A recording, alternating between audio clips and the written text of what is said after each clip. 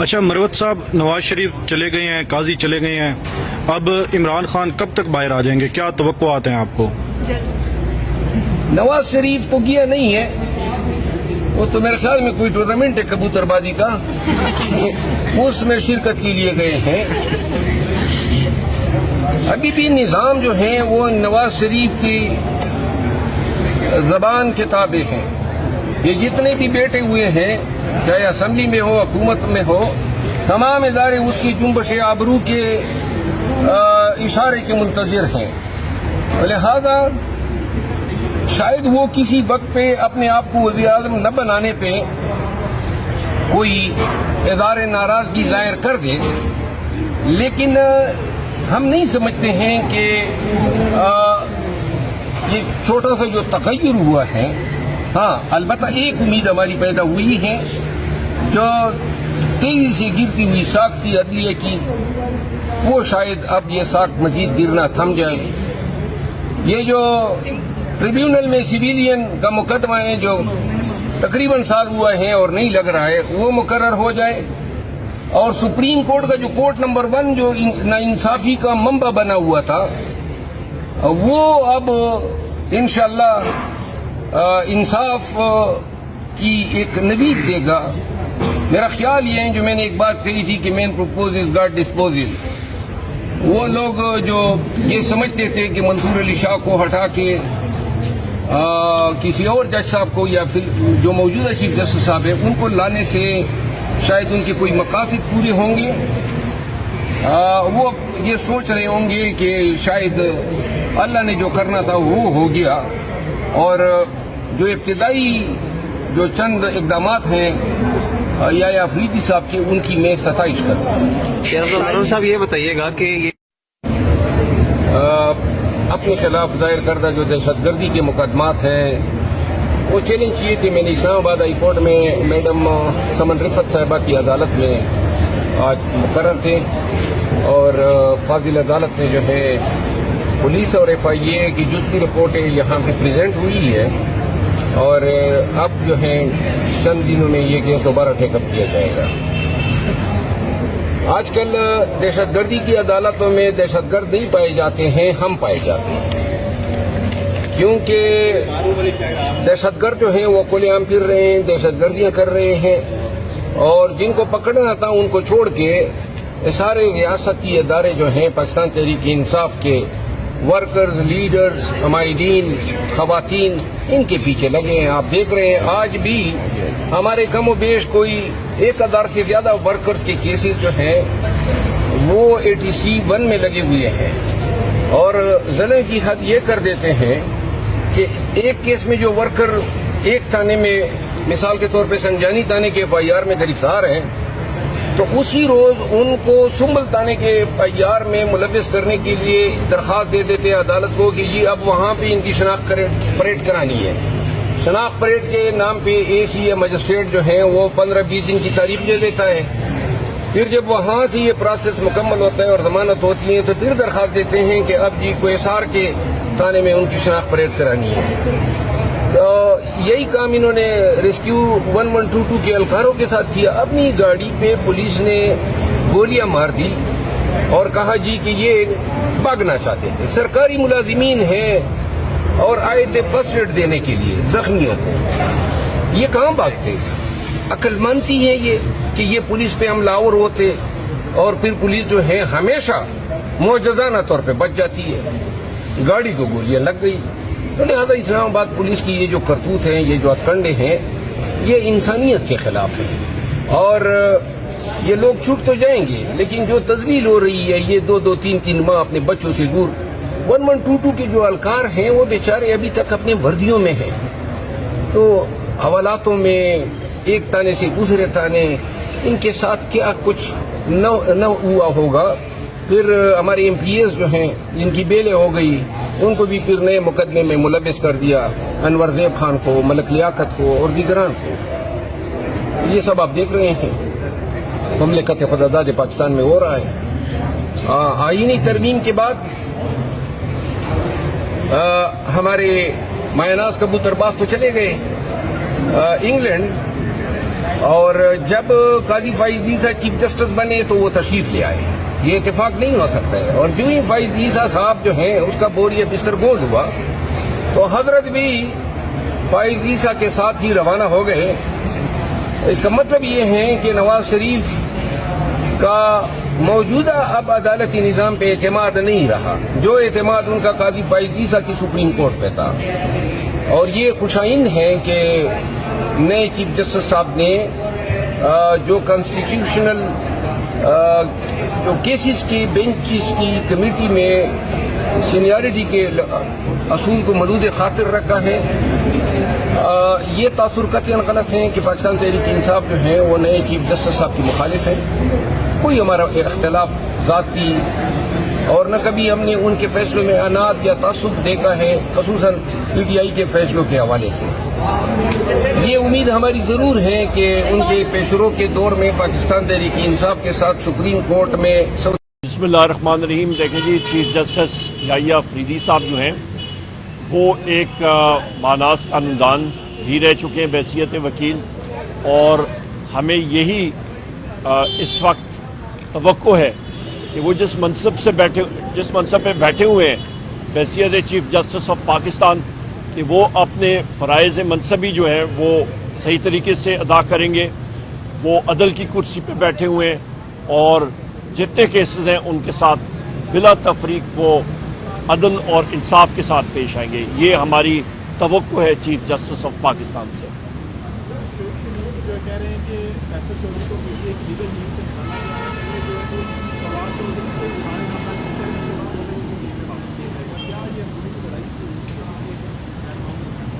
دیکھیے جی, ہماری P T I کی لیگل ٹیم ایٹسٹرا بالکل کلیئر ہے, اور اس وقت ہمارے سیکرٹری جنرل سلمان اکرم مراجہ صاحب ہیں, اور ہماری لیگل ٹیم ہی ڈیسائیڈ کرے گی کہ کون شخص لیگل ٹیم کا حصہ ہوں گے اور نہیں ہوں گے, اور فائنل اتھارٹی وزیر اعظم عمران خان صاحب خود ڈیسائیڈ کریں گے. جن لوگوں نے ووٹ دیے ہیں جیسے کہ زین قریشی کا بھی نام آ رہا ہے, اس والے سے آپ کی پارٹی کا کیا موقف ہے؟ زین قریشی صاحب نے کوئی ووٹ نہیں دیا.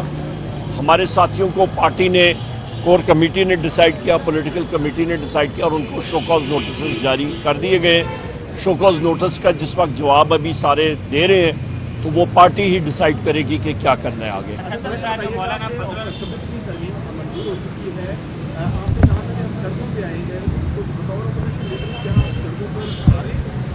دیکھیں جی, 26ویں ترمیم کا طریقہ کار بھی غلط تھا.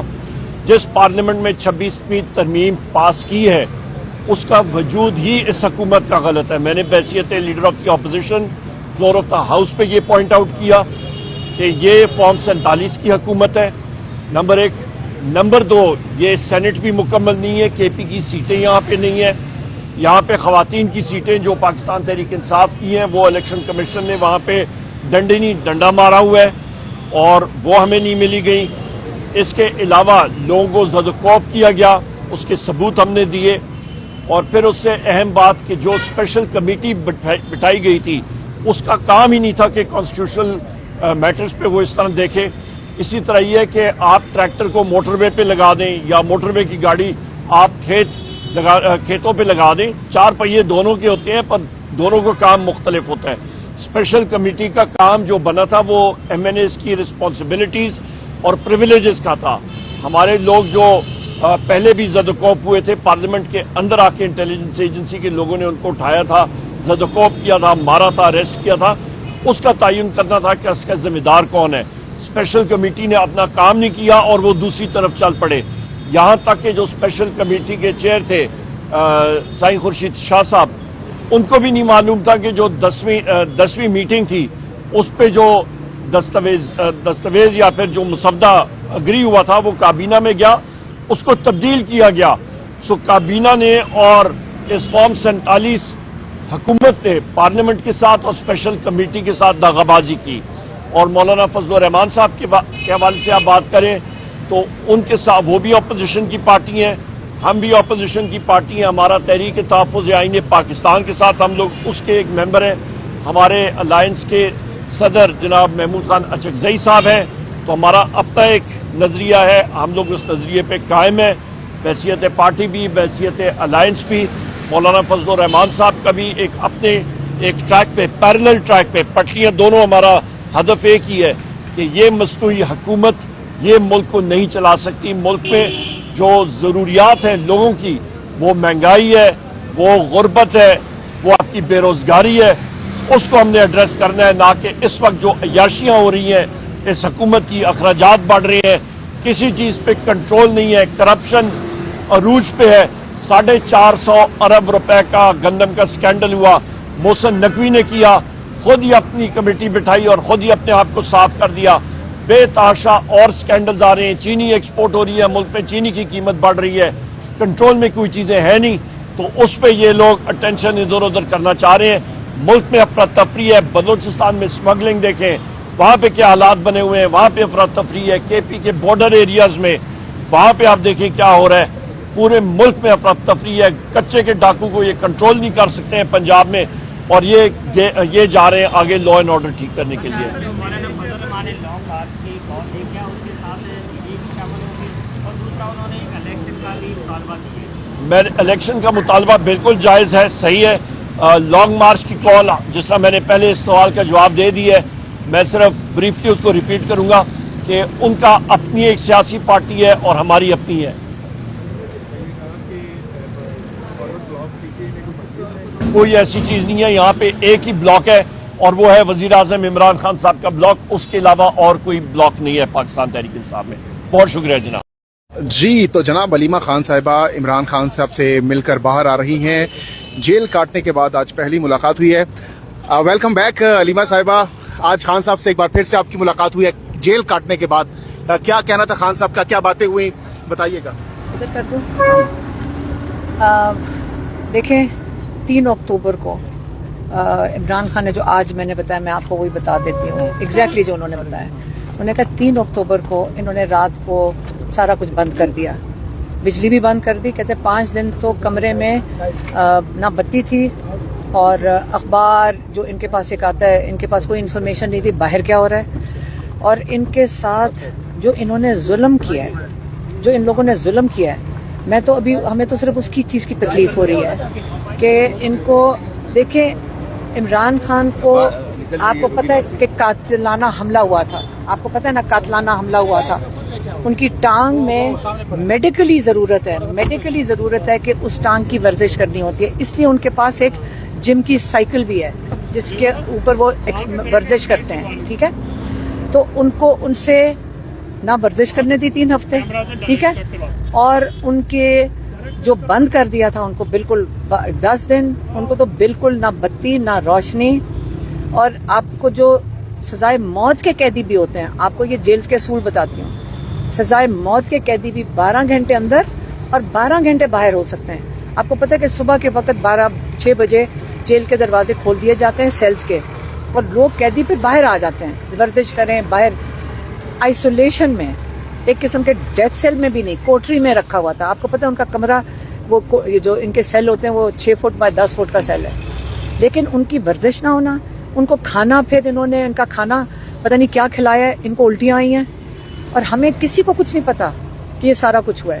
یہ سوائے ایک دفعہ لائرز کے ملنے کے انہوں نے ہمارا ڈاکٹر نہیں ملنے دیا تھا. انہوں نے یہ کہا ہے کہ یہ جو سارا کچھ کر رہے ہیں، کرنے والے تو اپنے خوف سے کر رہے ہیں. ٹھیک ہے، لیکن یہ ہیومن رائٹس کے ہر دنیا انٹرنیشنل، کیا پاکستان میں بھی ہیومن رائٹس ہیں، اس کے خلاف ہے. اور اگر یہ فسطائیت جس کے یہ شکار ہیں کہ عمران خان کو بند کر کے ان کو کیا مل رہا تھا کہ اخبار نہ پڑھ لے یا وہ اپنی ورزش نہ کر لے، یہ ان کا خیال ہے. اب ہم اپنا بتا دیتے ہیں. ہمیں یہ 4 اکتوبر کو اٹھا کے لے گئے. آپ کو پتا ہے کہ ہمارے پر تو الزام کیا ہے کہ ہم وہ پتہ نہیں گھر میں کچن میں بیٹھ کے، گھریلو خاتون کچن میں بیٹھ کے بم بنا رہی تھیں اسمبلی کو اڑانے کے لیے. اسمبلی کے اوپر حملہ، یہ اسمبلی جو ہوتی ہے نا، نیشنل اسمبلی جو ہے، یہ لوگوں کی پرائیویٹ جو یہ ان کی کسی کی ذاتی جگہ نہیں ہے، یہ عوام کی نمائندوں کی جگہ ہے، یہ عوام کی جگہ ہے. اس کے اوپر اٹیک کس نے کیا تھا؟ ان لوگوں نے عوام کے نمائندوں کو اٹھا کے لے کر گئے تھے اسمبلی سے. اٹیک تو انہوں نے کیا تھا، بم کے اوپر ہمارے اوپر لگا دیا. اس چارجز کے اوپر ہمیں انہوں نے چلو ڈال دیا، ہمارا بھی ایک اخبار باندھ چکی میں ڈالا، آئسولیشن میں رکھا. ہم برداشت کر لیں گے، ہم صرف یہ سوچ رہے تھے یہ ہمارا بھائی. ہمیں وہاں پہ بھی یہی خیال آ رہا تھا. ہم تو صرف چلو 2 ہفتے کے لیے جیل میں تھے، 1 ہفتہ وہاں پہ تھے. आप मुझे सिर्फ ये बताएं कि हमारा भाई 1.25 साल से, उसके अलावा और बड़े लोग हैं जो जेलों के अंदर पड़े हुए हैं, किस लिए? क्या ये बेगुनाह लोगों को जिनके साथ नाइंसाफी हो रही है, इमरान खान ने आज क्या कहा है, उसके बावजूद क्या कहा है? देखें, ये जुल्म का निज़ाम जो है ना, आपको ये डरा रहे हैं। आपको डराने का मकसद क्या है? आपको इसलिए डराया जा रहा है ताकि आप दब जाएं और खौफ की जिंदगी काटें। आप फैसला करें, आपने खौफ की जिंदगी काटनी है। इस तरह दबाकर अंग्रेजों ने ये किया था कि अपने मुल्क में एहतजाज की इजाजत होती थी जब कॉलोनी थी, और जब पाकिस्तान के, जब इंडिया था, उसके अंदर ये कोशिश करते थे कि यहाँ किसी को इजाजत नहीं थी, यहाँ अंग्रेजों की तरह हम इस तरह कर रहे हैं। हाँ, ठीक है। तो अगर आप ये जिंदगी गुजारना चाहते हैं, या आप इन खौफ के बुतों को अपनों को तोड़ें और अपनी आजादी के लिए और अपने हक के लिए खड़े हो। ये पाकिस्तान का आइन आपको हक देता है कि आप पुरअमन एहतजाज कर सकते हैं। हमें उठा के, इसका मतलब यहाँ कोई कानूनियत है? अच्छा हलीमा साहिबा, खान साहब कितने खुश थे जो डेवलपमेंट्स हुई है, बुशरा बीबी साहिबा की रिहाई, आप लोगों की जमानतें मंजूर होना, मुलाकातों की इजाजत मिलना, खान साहब ने किस हद तक इसको अप्रिशिएट किया, या क्या कहना था इस पर उनका? देखें, अव्वल तो पकड़ा क्यों है? ये कोई बहुत बड़ा कोई खुशखबरी पता नहीं आप क्यों सुना रहे हैं? इसके अंदर क्या खुशखबरी है? नाजायज पकड़ के बैठा लो, औरतों को जेलों में डाल दो, खान साहब को जेलों में डाल दो, बेगुनाह लोगों को जेलों से भर दो, कई हजार लोग इस वक्त जेलों में हैं। तो आपका ख्याल है ये खुशखबरी है?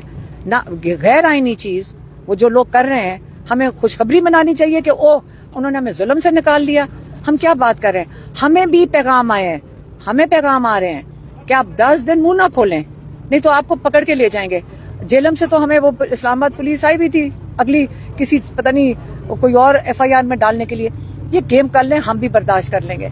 अगर यही हमारी कुर्बानी है, हम ये कुर्बानी कुछ भी नहीं है जो हमारा भाई दे रहे हैं और कई 100 और लोग दे रहे हैं, तो ये कुछ नहीं होता। हमें जेलों में डालना है, डाल दें। एहतजाज के हवाले से खान साहब ने क्या कहा? उन्होंने सिर्फ यही वाली बात बताई है जो मैंने अभी आज आपको बताई है। बाकी जो है वो पार्टी को बताएंगे, वो आपको बताएंगे। मैडम ये भी बताइए कि आप उधर 15 दिन रही हैं, तो कोई डील वगैरह का या कुछ आप लोगों के साथ उन्होंने बात की? हमारे साथ कोई बात नहीं हुई, किसी बात। हमें सिर्फ कहा गया मुंह ना खोलो, इमरान खान का पैगाम ना दें। हम तो देंगे।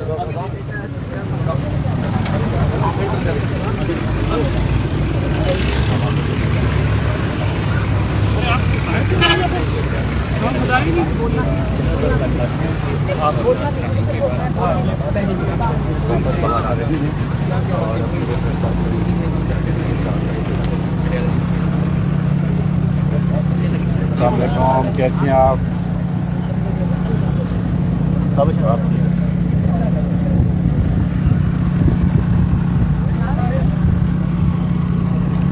जी, तो ये गुफ्तगू आपने सुनी। हलीमा खान साहिबा अब जो है मेन स्ट्रीम मीडिया से अब गुफ्तगू करेंगी, प्रेस टॉक करेंगी, और उन्होंने जो मामलात हुए खान साहब से मुलाकात के दौरान जो गुफ्तगू हुई वो हमें बताई, आपने सुनी।